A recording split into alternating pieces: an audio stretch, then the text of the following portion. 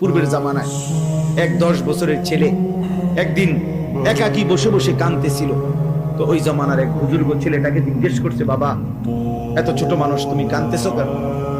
বলতেছে, আমি জাহান্নামের ভয়ে কাঁদতেছি। আমি এটা অনেক ওয়াজে শুনছি আগে। তো ওই আল্লাহওয়ালা বলতেছে, বলো কি বাবা, মাত্র 10 বছর তোমার বয়স, এত ছোট্ট বয়সে তুমি জাহান্নামের ভয় করছো কেন? সে বলল, আমার মায়ের একটা আচরণ দেখে আমি ভয় করছি, আমার ভয় লাগতেছে। তো বাচ্চাটা বলতেছে, কি কারণ?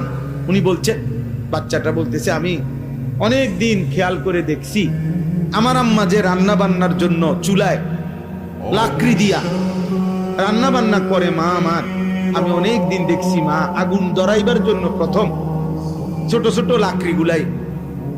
লাকড়ির ছোট্ট ছোট্ট টুকরা গুলা আগে আগুনের মধ্যে দেয়, এগুলা এরপরে আগুন ধরে উঠলে এরপরে বড় বড় লাকড়ি গুলা দেয়। এটা দেখে আমার মনে হইতেছে, যদি আমার আল্লাহ হাসরের দিন জাহান্নামের আগুন ধরাইবার জন্য আমার মতো ছোট ছোট বাচ্চারে যদি দেয় ফেলে আগে, আর সেখানে যদি আমাকেও ফেলে, কি হবে আমার?